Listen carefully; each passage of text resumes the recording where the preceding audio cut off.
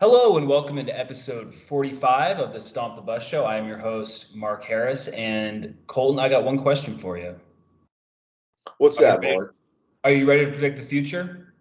Because that's what we're going to do.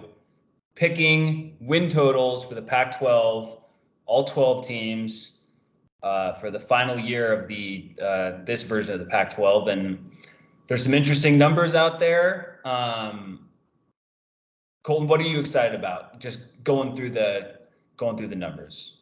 I mean, just to start, take it from the top a little bit. I'm excited to get into this. Gambling is kind of my thing, if you will.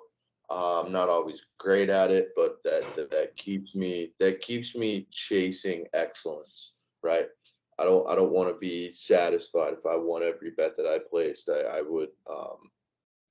wouldn't really have that drive. It's just something. We just have more money. Yeah, exactly. But I mean, money isn't why we do this. We do this for immortality. We do this for glory. So I'm looking forward to breaking down some of these totals. Looking at what you think. The only thing is that last year when we did this, there's a pretty glaring void on this chat right now. No Connor. No Connor. And that kind of has me all out of sorts because maybe we could have him for some different types of futures odds bet entering the season. Yeah, we got to get him back in the mix at some point, but we'll power through. We'll overcome, and we'll break this down so that our 5 loyal viewers or listeners can make fun of us when we're wrong. Have you ever seen the movie Yes Man with Jim Carrey? Jim Carrey? Yeah, it is Jim Carrey. Oh, I think I have, but it was one of those to say yes to everything. Yeah. It was one of those movies that came out. I saw it in the theater, but then I just never saw it again. And it came out 15 years ago. Okay, so it's a very obscure reference, but there's a scene in the movie when the girl that he's talking to or whatever is in a band and they're on stage and she can name all 5 of the people in the audience because it's the same 5 people that come to every single show. So she shouts them out by name. That's funny. What I feel like we have on this podcast. So that's right. Just a loyal listenership. Well, it's like that meme. Yeah. It's like that meme of the guy holding the boombox on the building, and he's bumping music, and then there's 3 guys at the bottom dancing. Right. Any sort of reference to somebody playing for a very small, intimate, if you will, audience, then the intimacy is I would say that's the best part. Yeah. With the audience, correct. Yeah.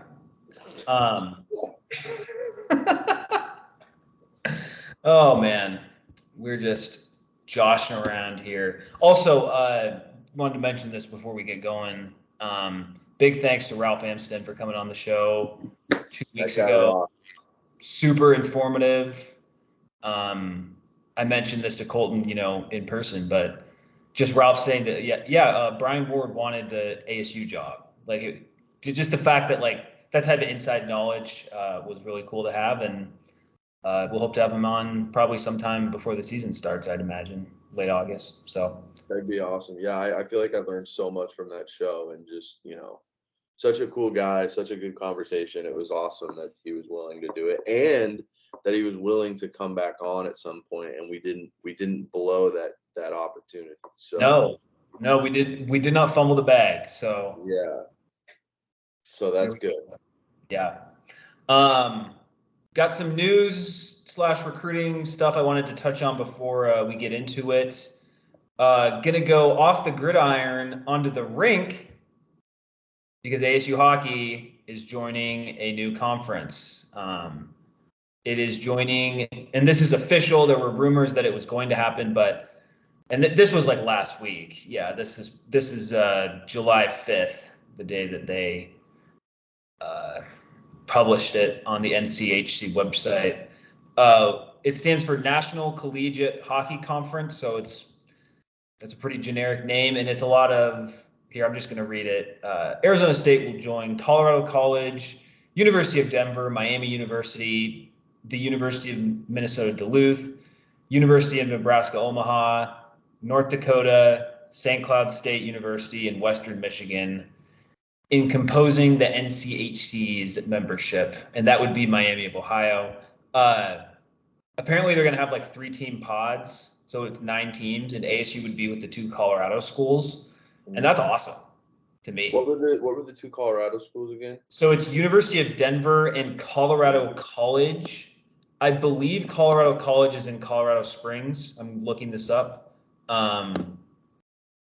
Their head office is in Colorado Springs. The conference is. Yep, it's in Colorado Springs. So that's 2 easy places to get to from Phoenix, you know. Yeah, definitely. And if I'm not mistaken, maybe I'm thinking, let's see. Yeah, University of Denver is the school. I was thinking of the right school. They are a hockey powerhouse. So yeah, playing in that division, you're gonna be playing some of the top programs in collegiate hockey. So Minnesota Duluth is crazy good too. Yeah, there's definitely some powerhouses in that conference. So ambitious for sure. It's cool that they joined a conference, and I don't know. It's good news, you know. Yeah, I know.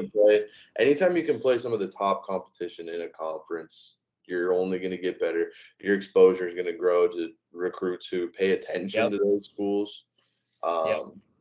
So good news for sure. Yeah. I like that you have 3, or I think maybe it's only 2 teams in Minnesota. Okay, only 2 teams in Minnesota, but you have North Dakota. Did you say Bemidji's in it? No, it's St. Cloud State and Minnesota Duluth. Oh, okay. But those are hockey schools, and like, I really like that you're in a league. It just makes sense. And the fact that you're in a grouping with the 2 Colorado schools, that just works, you know. So yeah, geographically, that makes a lot of sense for sure.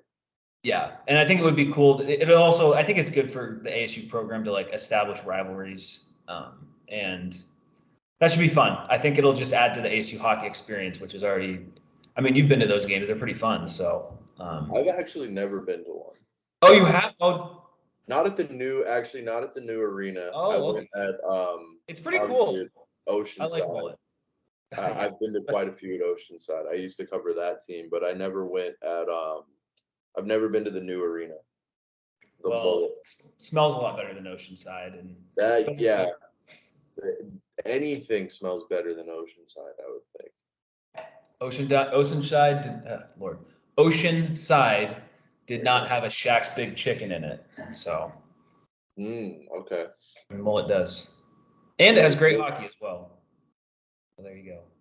At least when the Coyotes aren't playing, anyway. Jeez. Burn. ASU added some recruits in the meantime as well. Did we talk about the Scottsdale receiver Plas Johnson on the show with Ralph? I think we may have talked about him like potentially committing, but he did commit. Picked ASU over BYU and Kansas State, so that's good. You keep a kid chaparral product. You keep him in the backyard, so to speak. You don't want to lose a recruiting battle to BYU and K-State as ASU. That's a tough look, in my opinion. Right, for a local recruit too. Exactly. That's a good point. And then on, I think it was June 30th, day after we recorded, this is the best pickup, in my opinion. 3-star tight end Jaden Fortier out of Tualatin, Oregon. He is the #1 recruit out of the state of Oregon. Wow. Per 24/7 Sports. Yeah, he's a super high 3-star. And we beat out U of A to get him, too, so that's fun. And listed at 6'5", 220. I actually saw a little bit of his film on Twitter, and he looked like the typical, dominant man amongst boys high school player. So that's a good sign. And so that's good. Adding him. And then on the 4th of July, they picked up 2 guys in the secondary. First being, where is he? Martell Hughes from San Diego. He is a safety, and he is actually the first safety in their class. So good to address that need. They beat out 4 other Pac-12 schools to get him. They beat out U of A, Cal, and Wazoo. So he's more of a mid-tier 3-star recruit, but better he's on your team than the other team. So glad to have him. 6'2", 180. So there you go. Chris Johnson Jr. too, right? Yep, and that's the last one. That's out of Alito, Texas, and yeah, he is like he was a 4-star on On3, definitely another really high 3-star, and this is a big pickup, especially yeah. And you look at his top 3 was ASU and then Oregon and Arkansas, so that's some decent competition you're beating out in the recruiting front, at least for him too. So. Good. Just it's nice to just have a normal recruiting cycle as a fan, because it had been like 2 years of just like, like just getting a commitment like once every few months, it seemed like. So definitely glad to see they are keeping the foot on the gas pedal in that regard. Rivals now has us. We're like 39th, and our average player rating's pretty good too. So that's good. I think we're a little lower on 24/7, but just kind of in the mid Power 5 range. So good stuff. All right.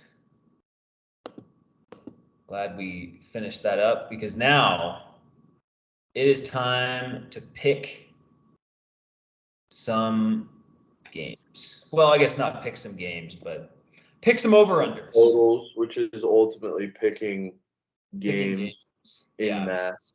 So, and so what we're going to do for this is we're using FanDuel, and we're just going to read off the odds. But, we're using FanDuel now?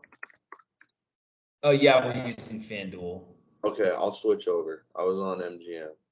Oh, okay.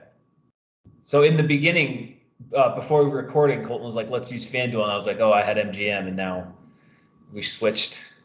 Yeah, well, I was going, you kind of call the shots around here, so I was just going to go with your thing. But if you want to do MGM, I don't care, I'm already on FanDuel, man. All right. You can't keep making me do this. And we are doing FanDuel. And so we're just going to read off the odds, but I'm going to I'm on fbsschedules.com, and I'm going to superimpose the schedule on here at some point. Okay. Why is it showing me 2016? There we go. All righty. I don't know. I can't seem to find win totals on. Oh, here we go. I found them. On FanDuel? Yeah, I just found them. We're good. Okay. Yeah, no, I have it right in front of me, so. All right, so we'll just go alphabetical order then. Is that what we're gonna do? So no, let's do Arizona State, and then let's just do alphabetical order from there. Okay. So ASU is listed on FanDuel over under 4.5 wins, which, look, I know I'm wearing an ASU shirt right now. We're incredibly biased. I thought it would be higher than 4.5 wins. Yeah, and there doesn't seem to be much juice on either side of it. It's a true pick 'em, basically. Right. Over or under 4.5, you're getting the same odds. We went through this with Ralph on our last episode and kind of just went through each game, and the implications for each game. Like every one of these games, there's going to be something that gets ASU somewhat fired up and somewhat ready to play. It doesn't seem like there's a lot of games on this schedule. To Ralph's point, he brought it up last week. There's not a lot of games on this schedule that ASU isn't going to have like something more to play for in. Does that make sense? Right. So, as Yeah. long as there's not a colossal meltdown against like Southern Utah in week 1. Well, Um, if they lose to Southern Utah, then that's a whole nother story. So 5 wins would get you this over, and I'm looking through and I'm trying to find the 5 wins, right? And I'm gonna say Southern Utah is one of them. And then you go to Cal, and then Colorado comes to Tempe. I'm gonna say that's another win. I'm kind of torn on Cal. What do you think on Cal? Yeah, I think at Cal is a true like coin flip game. Yeah, like a toss up. We don't know. We don't know enough about either team at this point to be like, oh, ASU's dead. Like I would think ASU is more than capable of winning that game, but who knows? So okay, what is Fresno State? In all transparency, I have no idea what to expect. Well, so they're going to be good. They still have, year. yeah. They lost Jake Hayner, right? Yeah, right. They're going to be. I still think they're going to be good because they have Jeff Tedford as head coach, and he's a good head coach. I would expect. It's weird. I feel like if ASU beats Oklahoma State, I would have more expectation of them losing to Fresno. Okay. And then if they lose to Oklahoma State, I would have more expectation of them beating Fresno State. There's no real like scientific method behind that. It feels like when teams, like it's the emotional letdown after a huge win, or it's the desperation after a loss type of deal. Right. Like the momentum swings. I'll say this. This is what I'm thinking right now. If ASU is going to get this over, if this win total is going to go over, they absolutely need to win 3 of the 4 games against Southern Utah, Fresno State, Cal, and Colorado. I think you can win or you can lose one of those games if you have the over, assuming that Oklahoma State and USC are losses. Okay. So let's just chalk those up as losses. If you get 3 out of 4 against Southern Utah, Fresno State, Cal, and Colorado, you have a pulse because you have. You mean 3? Oh yeah, 3 out of 4. 3 out of the 4 in that 4 game. Of not, game. Not before the bye. Okay, so if you're going into the bye, that would be 3-3. You have to be go. 3-2. Would they be? Hang on, because I'm saying they lose 1 to. Let's say they lose to Oklahoma State, Southern Utah, Oklahoma State, Fresno State. They're 2-1. Lose to USC, 2-2. Beat Cal 3-2. And then, or wait, no, hold on. Lose to one of those. You're right. They would be 3-3. No, 3-3. I was wrong. No, that's okay. So you're 3-3 going into the bye. Then you got to go to Seattle and play Washington. That's a loss. That's a loss. You've got Wazoo in Tempe. That's a big one for this. That is a pivotal game for this total. Well, especially if you look at what's next after that home game against Wazoo. You're at Utah on November 4th. That seems like it's going to be very difficult to win. At UCLA is possible. You could definitely win that game, but it's going to be tough. And then hosting Oregon is going to be tough too. And then you host UVA, and that's going to be tough in its own different way. It feels like if you have this over, 3-3 at the bye is mandatory. You have to be 3-3 at the bye, and then if you get the Wazoo win, it's going to come down to the final 2 games, maybe even UCLA. The thing is, if you get the Wazoo win, That's 4 wins by October 28th. You have the whole month. You have the whole rest of the season just to win one more game out of 4 games. Right. And obviously, it's a tough schedule, but some pretty solid teams. I would say the most likely, but I mean, that Oregon game, Oregon and Tempe is always a shootout. yeah. And that's the Kenny Dillingham against Dan Lanning game. Yes. That could be a wild game. You know what? Well, yeah, because there was the IU game and then the Vernon Adams game, if you remember that Right. one. Was that the triple overtime? Yeah, that Okay. with the touchdown catch at the back of the end zone because he didn't have. Yeah. You know what? Give me over 4.5. Yeah, I am also at over 4.5. Look, if to me, there was a very real chance, like they could easily go 4-2 in the first 6 games. Yeah.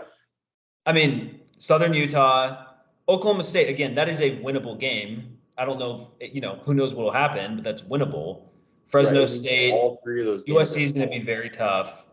And then at Cal, and you host Colorado. And then if you go 4-2, if you go 4-2, then first of all, the fan base is going to be like, the team's going to just have more confidence. In general, the fan base is going to be activated, for lack of a better word. And then in terms of just winning this bet, you would have to win just one more game, and you would have 2 home games against Wazoo and Arizona. And so you could even lose all the games you think you would lose. And then in terms of making bowl, like they would just have to beat one team that they don't expect to beat right now. So I just don't think it's that much to ask for this team to win 2 more games than they did last year. Yeah, and looking at this, they lost some close games last year too. Like obviously they only travel one time between their first game of the season and October 21st, and that's to Berkeley, right? Yeah.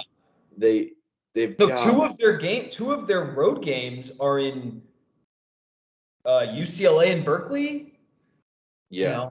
That's not their longest trip is going to be Seattle. Yeah. Well, and that's the thing is, I'd rather you play obviously UW and Tempe, they don't win. They haven't won in Tempe in forever. But just in the context of the strength of these teams, I would much rather play UW in Seattle this year just because it's like, well, you're probably going to lose that game anyway, Yeah. So.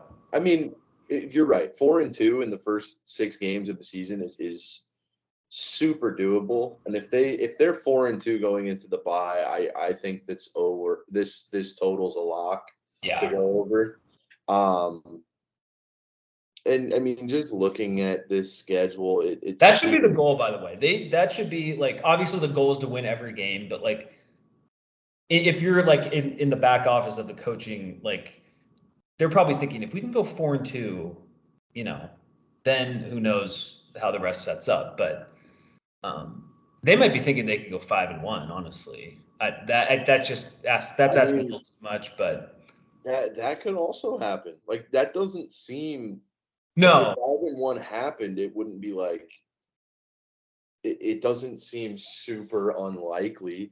Right. I mean, even being like realistic about it. I mean, the Cal game is definitely a toss-up. I think for Oklahoma State is a little more of a toss-up too. I mean, the non-conference games are always kind of a mixed bag a little bit. You never really know until you get there. I mean, of those first, you have 5 home games of that first 6. Yeah. So if you do go 5-1 in the first 6 games, it would be a little paper tigery, but it's better than, you were 3-19 last year. So yeah. And then you said it, you only got to win one more game to get to a bowl game. So exactly. And that's the 5-1, I would say, is like the absolute best case scenario. but I would say 3-3 is a little more realistic at the bye week. And then you just need to get 2 more in that last stretch to go over. So I'm leaning over on this one. Yeah, it just like looking at the schedule just doesn't seem like that. I mean, you only have to win 5 games to hit the over. Like this, it's not. If they just won 5 games, I'm going to be honest. I'm going to be a little bit disappointed if they only go 5-7 this year. That would kind of be. I'm not going to be like super upset or anything. Like if they went 4-8, I would be upset. But if they go 5-7, I'll just be annoyed. But ultimately, it's still a step in the right direction. But yeah. So that's just a lot of wiggle room.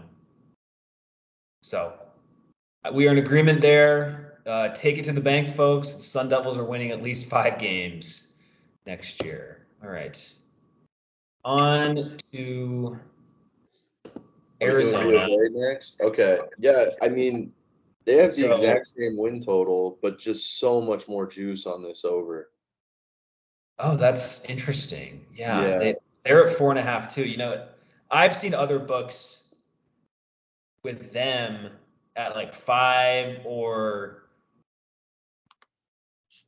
at 5 or 5.5. So I can see why there's so much juice on the over. Yeah, it might even shift to 5.5 before kickoff. So if you're really bullish on U of A, you might want to pounce on this, or I mean, even wait. If you think they could win 6 games, wait, get some better juice on 5.5 when it ultimately shifts. I mean, the value here is obviously on under 4.5 wins. Do you think they win 4 games? I don't know. If you're chasing the payout, obviously that's the way you lean. You're not going to get a ton of value on over 4.5 wins. But yeah, I have the schedule right here, Mark. Are you looking at it? Yeah, I just lost it from my computer real quick, but we are back. I'm telling you right now, I think 4.5 super low for U of A. So I think, that's crazy to me that 4.5 is their number. Not that again, they don't have to be that good to to get the over, but yeah, let's go through the schedule here. Obviously, they start at home hosting the Northern Arizona Lumberjacks, who they would never lose to, right? They've never lost to NAU. Oh, wait, they have. But that was a different U of A team, as much as I want to joke about it. Then they're at Mississippi State. I mean, it's not impossible that they win that game, but I also would not expect them to win that game. Host UTEP. I'm with you on that one. I mean, they could easily be 3-1. Like, let's be real. Definitely. I mean, between Mississippi State, what'd you say? They're at Stanford on the September 23rd. Yeah, that's what I saw too. And I mean, between them, between Mississippi State and UTEP, I do think they beat UTEP. UTEP is always a pretty tough team, though. I was mixed up.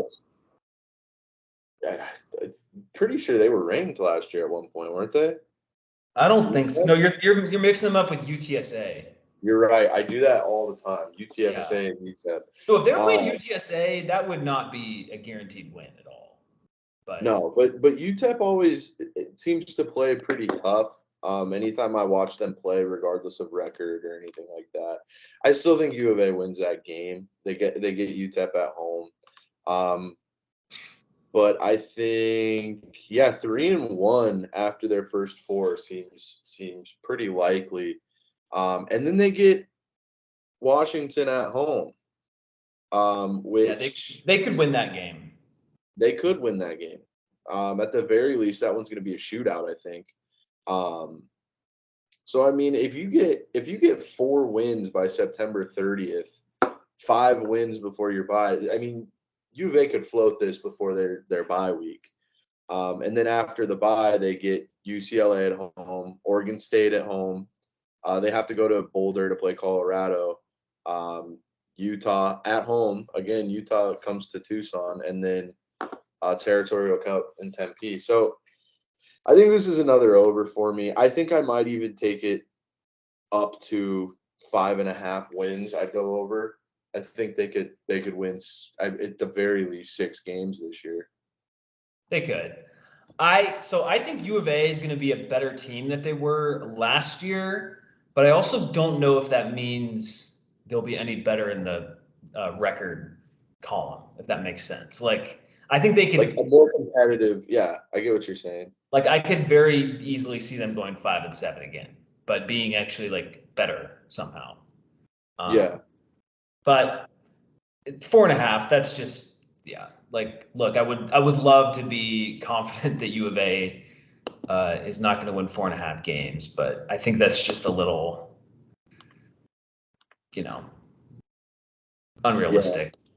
No, I'm They, with you. I like think they did lose a good chunk of guys to USC through the portal, but ultimately, like they just have enough opportunities to win games. They just have enough. the schedule favors over 4.5 and even over 5.5. I would say anything over 5.5, I'm going under. I don't think they win more than 6, but I would definitely, once this inevitably shifts before kickoff up to 5.5, just based on the juice, I would still lean over, and you're going to get some better value on over 5.5 anyway. So that I'm going over out of the gate for both of the Arizona schools. Right. Okay. Let's run through these. Cal Golden Bears listed at 5.5 wins. The over is plus 118 and the under is minus 148. They start the season on the road at North Texas, which is odd. Then they host Auburn, and then they host Idaho. Then at Washington, hosting ASU, hosting Oregon State, at Utah, hosting USC, at Oregon, hosting Wazoo, and then at Stanford and at UCLA. Whew, it's a tricky schedule.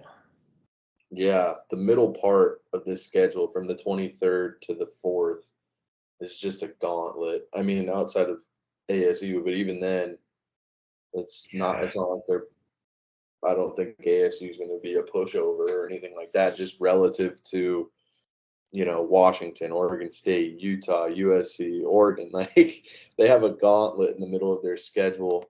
And They have six road games. Yeah, exactly. One of them being against North Texas. Yeah, So, going to Texas for this your is first tough, man. I mean, who did you miss?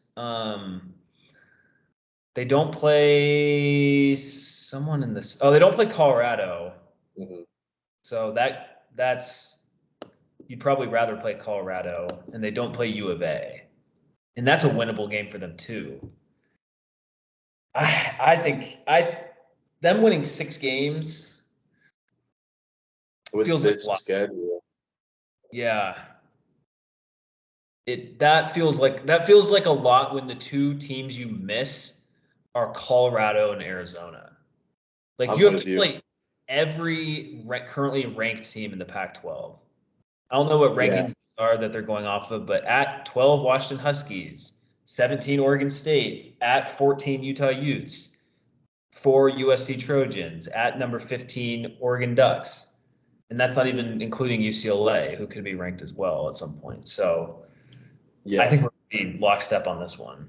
Yeah, no, I'm with you. I think the only hope that they have is sweeping the non-conference. They have to go 3-0 before they play their first conference game. And that's going to be tough. That's going to be very tough. Because it's not because if they were hosting North Texas, they would, North Texas is a decent G5 team, but I would still pick Cal to win. On the road, that's a coin flip, man. Yeah, if it comes down to your feelings on picking Cal to sweep the non-conference. If you think they will, I mean, even if they do, you need to get 3 more wins out of this schedule, and Yeah. it would be Wazoo and Stanford have to be 2 of them. And you're playing, I mean, Stanford, that's right down the road, but and then UCLA at the Rose Bowl. Yeah, I'm going under on this one. Yeah. We I keep don't. agreeing, but yeah, I mean, it's just we would have disagreed on U of A if it were 5.5. So I guess from there. Yeah. All right. On to we're not going to go alphabetical necessarily. We're just going to do Stanford next since they're in the Bay Area as well. Under 2.5 wins, plus 152 on FanDuel. Over 2.5 wins, minus 188. Wow. So they start the year at Hawaii, which I can't wait to watch that game, man. And it's on a Friday.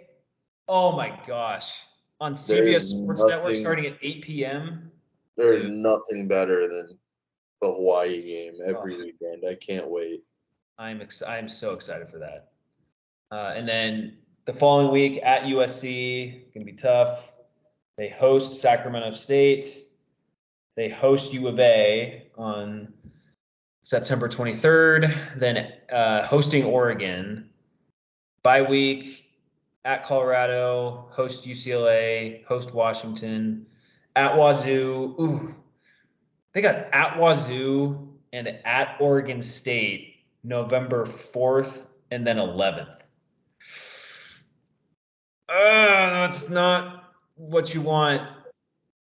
That's not the time of the year you want to go up those places. And then they host Cal on the 18th, and then they host Notre Dame on the 25th to close out the year. This is an interesting schedule because I don't know. I like the over. I don't think it's going to be tough. I think they can get to 3 wins. Over 2.5. Yeah, three wins is so low too. Winning 3 games is like a catastrophic season. Um, I mean, We would know. yeah, I would think they could beat Sacramento State at home, right? Like, but Yeah, they should. No, because they hired Sacramento State's head coach. I okay, think yeah, honestly, I think it comes down to the Hawaii game because I think they'll be able to pick off someone at some point in conference play. Although having to go at Colorado does not. They're at Colorado on a Friday night. yeah.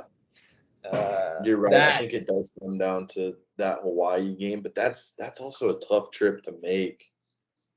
Going to Honolulu true. for that Although game. it's probably a lot easier to open the season. Yeah, that's a good 'Cause point. When it's the they could only probably you game could you get there play. earlier. You're not. Yeah, there's no time crunch. Yeah, that's a good point.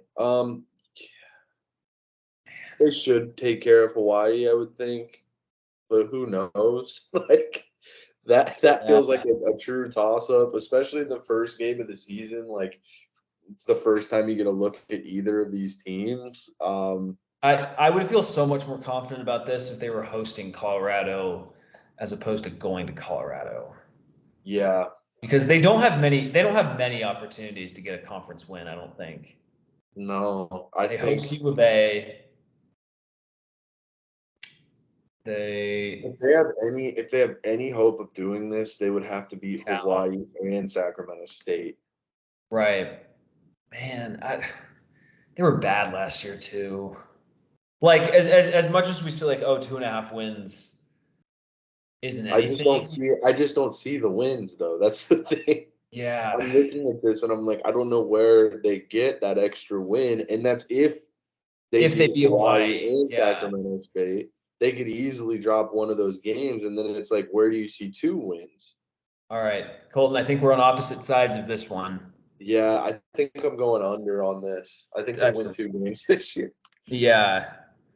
Um, over for I Colton. mean, I would not be shocked if they got the third though. Again, this is a razor thin line. But I'm gonna lean under just slightly. And that's under. that's what the value is too. Plus 152 Yeah. if they stay under 2.5. I'll roll the dice on that one. There's clearly a lot of people thinking like me, being like, yeah, they'll win 3 games. Yeah. Seeing Hawaii and Sacramento State on the schedule. I am not super confident in this, but I do like Stanford's head coach, Troy Taylor. So I'll trust in him. All right. Now Colorado. Oh wow, 3.5 wins on FanDuel.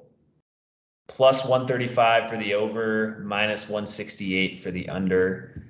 I honestly hadn't looked at that. I thought it was going to be lower for Colorado in Coach Prime's first year, but 3.5. Yeah, I'm looking through this right now. Man, they have a tough non-con. A very tough non-conference Well, and just a tough start to the season. and a very tough conference schedule. Like, Yeah. oh man, this one's 3.5. Yeah, is that what it said? 3.5. 3.5. Okay, so you got to find 4 wins if you're thinking over. They're not going to beat TCU. No. Nebraska, Colorado That's is going to be possible. compelling, That's possible. but it's going to be one of those like new coach versus new coach games. That's going to be On such Fox. a hyped up game. Yeah. I mean, do you trust Matt Rule or Coach Prime more in that one? I have no idea. I mean, Matt Rule has been a successful college football coach before. And Yeah. like, the thing is, the transfer portal with Colorado messes this up. But I mean, as disappointing as Nebraska was last year, they weren't as bad as Colorado was last year, Yeah. But they also are bringing like none of the same players back. So I don't know. Yeah, that's a good point. It might take a minute for Sanders and for why am I blanking on his name? The dude who transferred from Jackson State with Dion, Travis Hunter. Travis Like Hunter. all the new pieces, they Well, have some studs, but it's like it might take them a couple games to find their footing. and how are But they like, on the what lines is their footing? how are they on the lines of scrimmage too? Yeah, Especially the I defensive line. I am not sure. I have Yeah. not looked into Colorado that deeply. But the thing is, everyone's heard about, oh, they have Travis Hunter, they have Cormani McClain, they have, like they got a running back from Houston. Like that's awesome. Like that is going to materially improve them as a team. Yeah. If they had been, nabbing all these big time offensive linemen and defensive linemen transfers, that would be a different way of thinking about them. So I'm going with the under here. I think they can beat one of TCU or Nebraska. I don't think they'll be able to beat both. And I think there's a more likely chance they lose to both, but I do think they can beat one of them, if that makes sense. No, I'm with you. I do think that they lose to both as well, but I wouldn't be shocked if they beat Nebraska. I don't think they beat TCU. No. But TCU did lose a lot of players, but still. And then Colorado State. That's going to be that's not like a guaranteed win for Colorado. Like, no, I know. I would expect them to win, but I mean, there's a very likely chance they could easily start the season 1-4. And then look, we both think we're beating Colorado. ASU is going to beat Colorado in Tempe, right?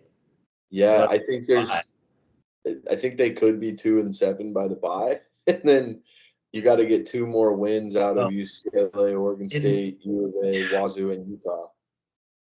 They end the season at Wazoo and at Utah. Yeah. Now I get they'll like Colorado, they'll be used to the cold, so it's not as bad. But that's 2 tough places to play in November. They got to go to Wazoo on a Friday night. That game is going to be unhinged. I know that.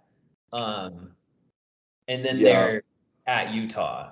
But I'm just looking at this. I think they beat Colorado State, and I think they beat Stanford, and then maybe they beat U of A, on November 11th.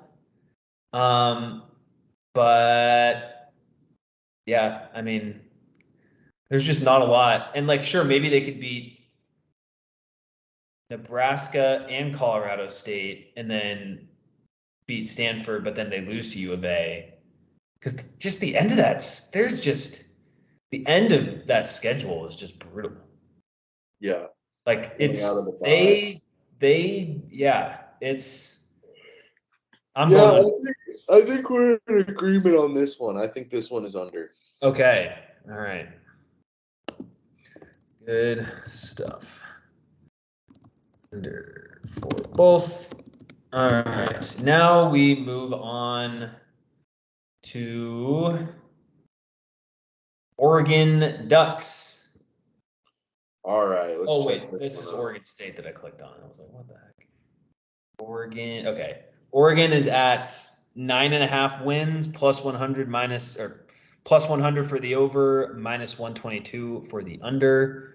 Okay, so this one's a little closer in terms of like the odds you're getting on both. I can see why. I mean, yeah.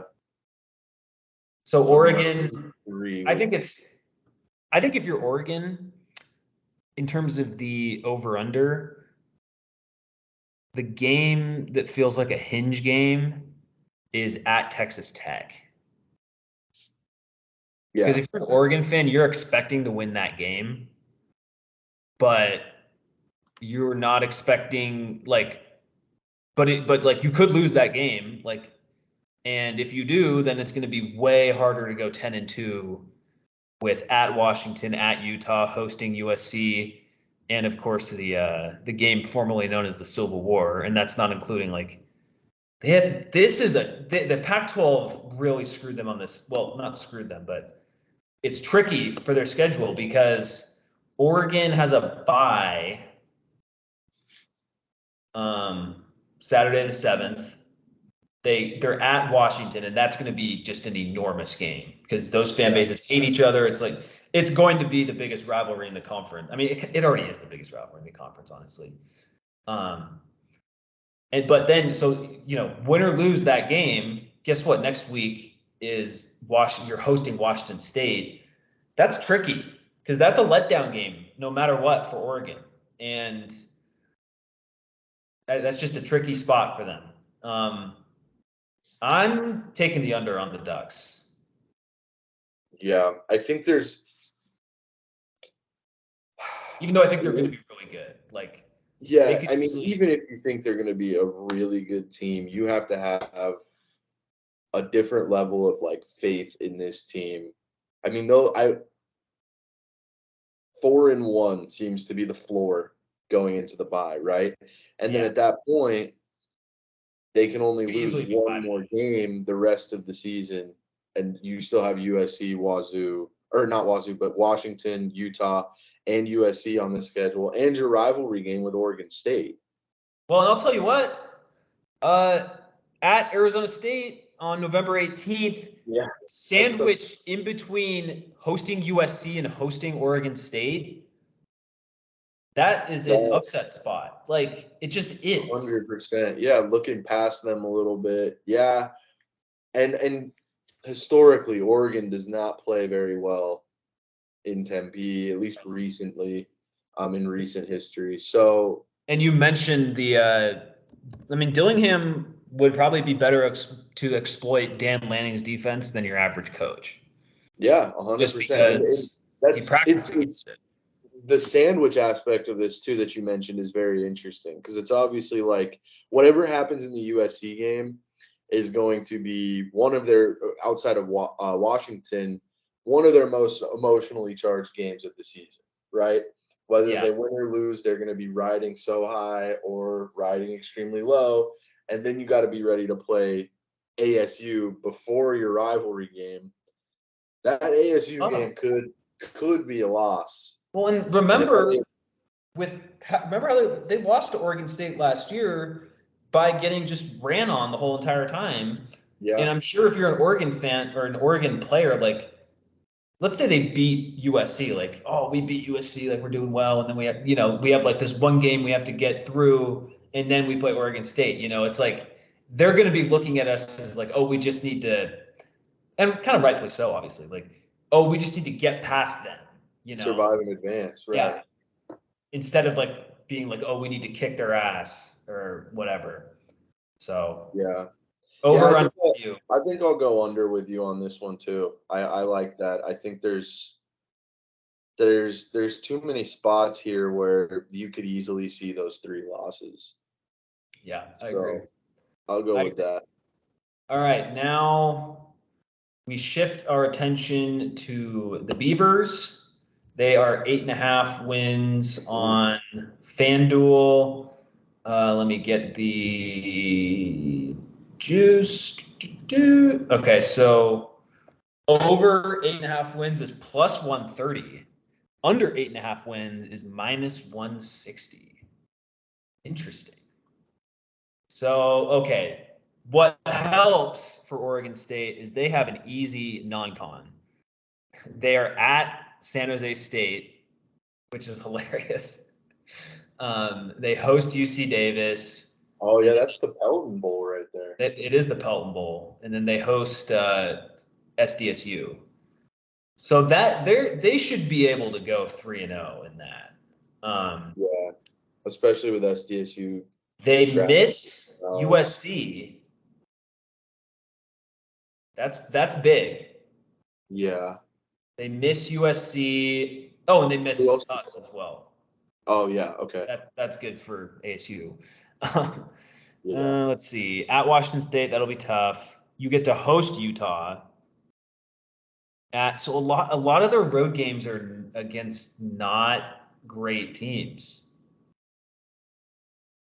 They have 5 road games. Oh man, wow. They lucked out with this. So yeah, this is a real favorable schedule. No, I'm sorry, they have 6 road games. But those road games are at San Jose State, at Wazoo, at Cal, at Arizona, at Colorado, then so at Oregon, that's going to be tough. But if you guys have ever been to Oregon, that's not that far of an actual like distance. So the furthest east they'll go is Boulder, right? Well, it's not even about the travel so much as it is the opponent. Right. But I mean, like San Jose, that's a quick road. That's a quick trip for them. Pullman, quick trip for them. Tucson and Boulder back to back. That could be pretty tough. This is a tough one. Yeah, 9 is a lot. Yeah. And they have to play Washington and Oregon in back-to-back weeks. For the I think it's going to come down to. I think they're gonna beat Stanford to get to. What would it be? I can't do math. That'd be 7-3. Let's say if they would have 3, yeah, to get to 7-3, and then.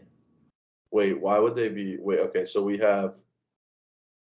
Or no, they would get to. No, 9 would we say 9-1? Is that what we would think? No, I don't think they'll be 9-1. Yeah, I don't think so either. I mean, they could be. They could be. If they just like only lost if they only lost at Wazoo or they lost to Utah, that would not be crazy for them to enter that final 2 games 9-1. That's what you would hope. I would expect them to be 8-2 at that point, and then it'll come down to whether they win, how they do in those last 2 games. Yeah, but the thing is, they would have to sweep those last 2 games. No, they wouldn't. They would just have to go 2 losses, right? Even if they had one loss, to reach it. Yeah, even if they had one loss going into that game, they would have to split with Washington and Oregon, which is still extremely tough. No. They could split if they had one loss. If they were 9-1 entering that, they could lose both those games and still, because they would have already reached the 9 wins. Oh, you're right. For some reason I was thinking 8-1. No, you're right. Yeah. So they could drop both of those, but they'd have to go 9-1. Yeah. If they had 2 losses going in, they'd have to split to get this is tough, man. Yeah. The one thing with Oregon State last year is they lost to, this is just off the top of my head. They lost to Utah. They lost to USC. because I remember that game. And then they lost to Washington. And the USC and Washington games were super close, but they didn't lose to any. They beat all the other teams they were supposed to beat, but they also had some close wins in there as well. So, I just remember them being such an effective running team too. Well, and they had like no quarterback last year, and now they have DJ. Right. Los Angeles Dodgers draft pick DJ Uiagalelei. Yeah. What do you think? I'm looking at their schedule last year, trying to get a feel for this. Yeah, I remember they almost beat USC. That was a heartbreaker. I had Oregon State money line on that game. Okay. So they'd have to 3 losses is the under, right? That's what we're yeah, okay. Utah, that's a tough game. UCLA, they lost a lot, but that's still a pretty tough game, I would think. Washington, Oregon. I think U of A is going to be somewhat tough. Yeah. Wazoo. You going the under? Yeah, I'm leaning under on this one too. There's just that last little stretch. It's tricky. Yeah, that last stretch with Washington and Oregon in back-to-back weeks. Yeah. Was kind of the difference for me. Because I mean, they'd have to go 8-2 up to that point, and then they would have to split. They'd have to beat one of those teams, which is tricky too. So yeah, give me under on this one, but it's close. It's really close. I would not be shocked if this goes over. And that's how I feel, but I'm going to be on the over. Okay. For me, the things that kind of set this apart is, for one, Oregon State plays like they're just a ground and pound team, but they're super good at it. And so therefore they're not like, there's less risk involved, if that makes sense. They generally play good defense. And the kind of, so that's one aspect of it. Their non-con is another aspect of it. They should be able to go 3-0 without breaking a sweat. And the fact that most of their road games are against teams that they're just clearly better than at this point, at Wazoo, at Cal, at Arizona, at Colorado. Those are winnable games. And even if you lose 1 or 2, or really 1, you're still good. They get Stanford. I think they're capable of splitting that last stretch that we talked about. And I also think they're capable of entering that last stretch 9-1. And from a betting perspective, you don't have to worry about it. So yeah, no, that's a good point. I said, I could easily see that happening too. I just 9-1 is pretty tough, especially with UCLA and Utah, UCLA, and Arizona. I don't think they'll be 9-1, but yeah, and then I mean, but splitting too, so get you to where you need to be.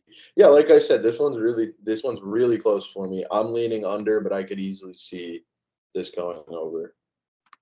All right, good stuff. Now on to the LA schools. We've kind of expounded on our thoughts a lot. Let's try to shorten. Let's rapid fire these next, what do we have, 6? Should be 4. I think it's 5 because we did Colorado and not Utah. All right, okay. UCLA 8.5. Jeez, that's -134 on the over, plus 110 on the under. Man, give me the under. I am UCLA, I was with you. 8.5. That's high. Their non-con is not ridiculous because they host Coastal Carolina, which is an odd game for UCLA to host. At San Diego State, that'll be much more difficult than like Oregon State hosting SDSU. North Carolina Central Eagles, they're at Utah, host Wazoo, at Oregon State, at Stanford, host Colorado. They don't play Washington, which helps their cause. They don't play Washington and Oregon. So that's probably where some of the number comes from, but I'm still going under. Like, I think UCLA will be. They would need, let's see, 3 losses to go over, right? Yeah. So 4 to go under. Let's see. I don't know. I'm trying to. I just feel like Chip Kelly is always primed. Like UCLA under Chip Kelly is always primed for some sort of letdown, right? Yeah. Like I feel like every time, every season, there's something where you're just like, oh, okay, they underachieved just a little bit in They some lost. I mean, capacity. last year they lost to they were a one-loss team and they lost to U of A, and that effed up their season. So Right. So that I mean, going to Oregon, going to Corvallis, going to Salt Lake, going to Tucson, and then going to play USC. Let's see. So that would be, oh man. all right, 5, 4, 3, 2, Give 1. me the under at 8-4. Yeah. Sounds good. Now for the Trojans. Over 9.5 wins, minus 188. Under 9.5, plus 152. Okay. Well, they play Notre Dame. I think they're on the road at Notre Dame this year. So they play San Jose State in the Coliseum on week 0, which is nice. Then they host Nevada, host Stanford. So they should be 3-0. Have a bye week on September the 16th at ASU, at Colorado, hosting Arizona. Okay, so their first 6, they should be 6-0. Like, Yeah. if USC is not 6-0, like that is an easy ass schedule. And I know ASU's on there, but at Notre Dame, I think they're better than Notre Dame with Caleb Williams. I mean, at Cal. Oh no, wait, I'm sorry. They host Utah, and then they're at Cal, host Washington on the 4th. Oh man, I can't wait to watch that game. At Oregon on the 11th, and then they host UCLA on the 18th. I have a feel on this. What about you, Colton? I'm looking at this schedule. You're right. 6-0. There's really not a test until they get to Notre Dame. Yeah. Right. And that back to back with Notre Dame. ASU will be like a weird test, but I expect them to win that game. Yeah. I mean, the U of A spot is a little interesting to me just because you're at the end of this stretch with inferior teams, right? Teams you're supposed to beat. You're at the end of that stretch, and then you've got a back-to-back with Notre Dame and Utah. So there's a little bit of that. I can't remember what team had the sandwich we were talking about. But there's a little bit of that. It was Oregon. Was it Oregon? Because they had Utah. You're right. They had USC on the road at ASU, and then they hosted Oregon State. So we were the sandwich team. There's a little bit, but USC is so good that I don't know how much of that is going to come into play here. I could see a loss to either Utah or Notre Dame. And then I'm gonna go over 9.5. Over, yeah, me too. 10-2 at least.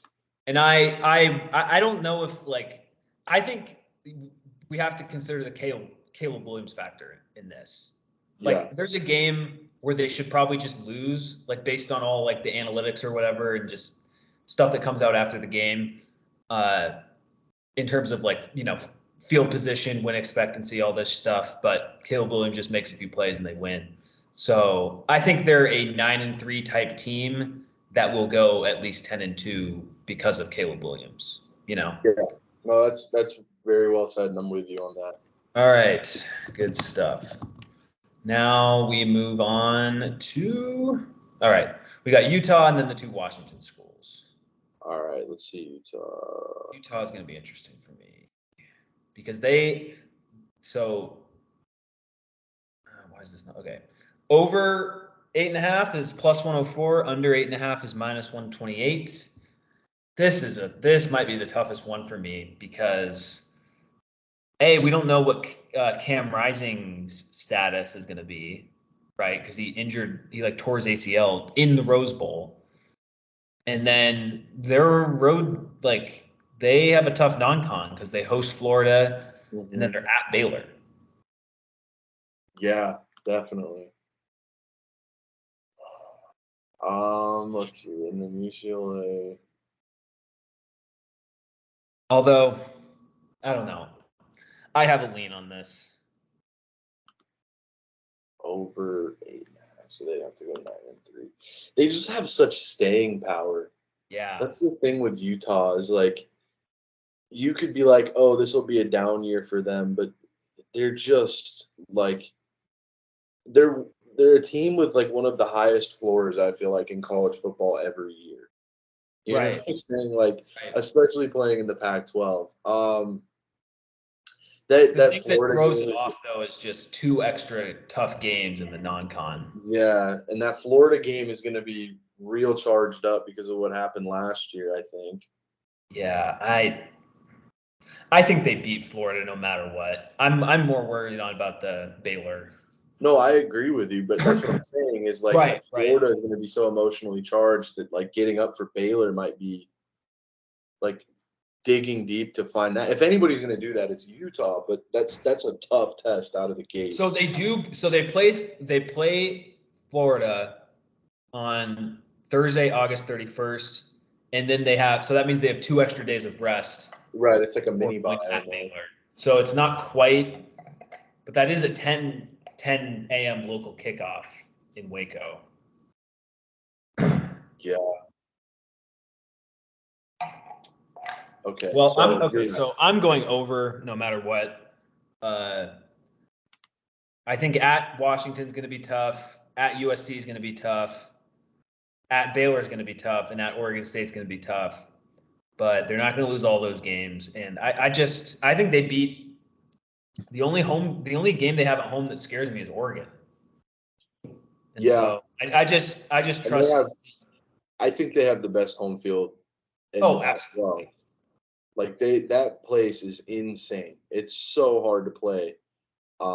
Elevation too. Yeah, so let's say okay. I'm looking. Okay, so they need 9-3 to go over. Yeah, you know what? Give me over too.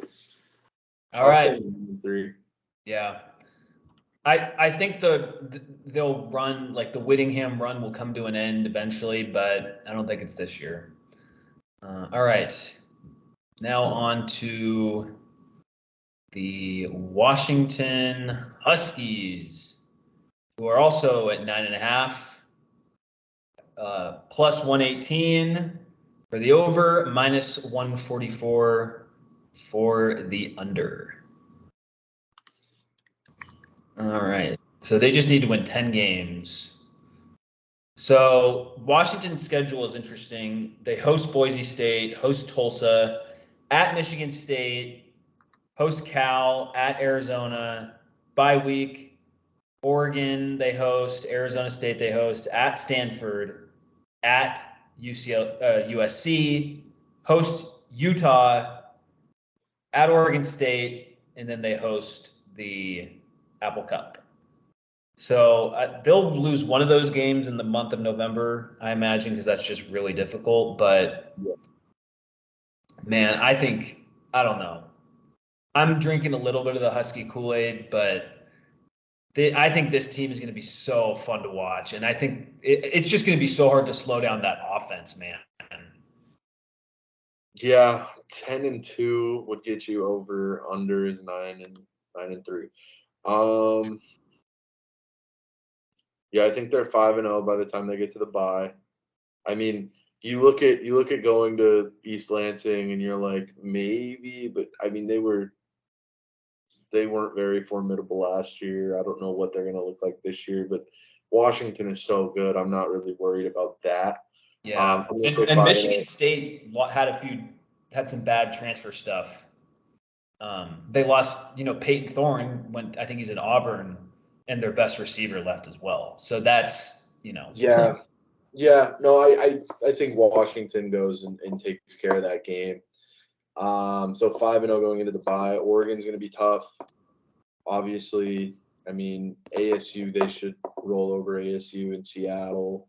Stanford, USC, Utah, Oregon. Oof. 10-2. Yeah, you know what? Hey, it's a tough schedule, especially at the Yeah, end. So Utah, USC, Oregon State. Okay. I'm thinking under, but just barely at 9-3. I feel that. But All right. again, this is another one where it's like 10-2 would not shock me at all. No. All right. I'm taking the over, but I get your point. I mean, their month of November at USC, host Utah, at Oregon State, and then hosting the Cougs. Yeah. I think you're gonna get this one. Again, it's probably my coin flip where I'm just like either way. I'm like 52-48 on the under. Yeah. Like it's so close. All right. And we close it out with the Kitties on the Palouse. The Washington State Cougars over 6.5 wins is priced at 132 on FanDuel, under at minus 162. I think I'm going under here. This feels like a 6-6 team to me. Yeah, that seems about right. They seem like the middle of the Pac-12 to me. Yeah. Like kind of the line between the top and the bottom. Yeah, they could start off. Their non-con is weird because they're at Colorado State, so that could be tricky. They host Wisconsin. That should be fun, but Wisconsin also beat them or lost to them last year, so they're going to want to avenge that. Host Northern Colorado, and then they host Oregon State, and then they have a bye week in week 5. Nobody wants that. Yeah, it's a pretty early bye. And then you got the gauntlet the rest of the way. Yeah. Just game after game after game. Also, that at Arizona State on that'll be a Halloween weekend. It's still going to be like 90s in Phoenix, and that is not. It's not going to be 90s in Pullman at that time. That's tough. And it's just they have 3 in the month of October. They have 3 road games, and I would say at UCLA is a weird, not super tough, but the other 2 are, and so yeah. Yeah, I'm going on this. I do think they could win 3 games in November, but they could start out the year. Yeah, I'm just going under. So we'll see. But yeah, so I'm going to read off what the final rundown.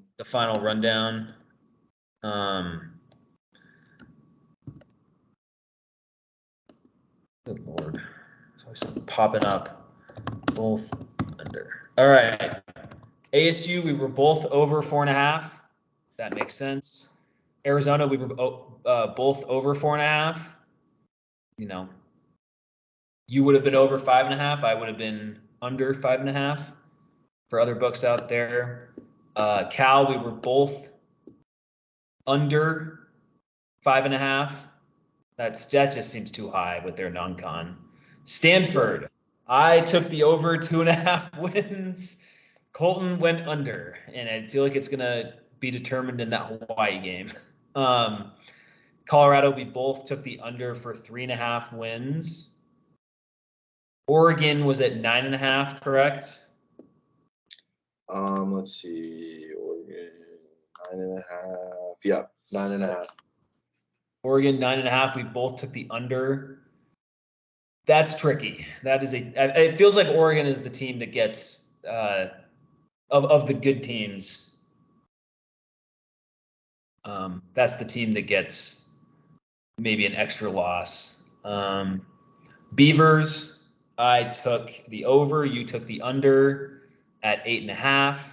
We both took both took the under at 8.5 for UCLA, which I understand they have a joke of a non-con, but 8.5 for UCLA just feels too high.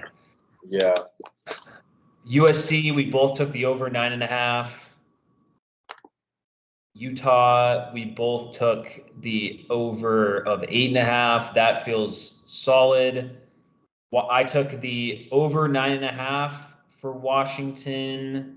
You took the under 9.5, and we agreed on under 6.5 for Wazoo. So hopefully we'll each get 7 of them right, so we can be above 500 on it. Yeah, I mean, we did see eye to eye on some of them, but we split on some of them. So somebody will ultimately reign supreme when it's all said and done. So I look forward to the fight. Got a month and a half left until kickoff. It's going to feel like forever, but yeah, we are getting close. All right. Sure. Well, thank you for tuning in. Please like and subscribe on YouTube, rate and review on your podcast app of choice. And as always, go Doubles.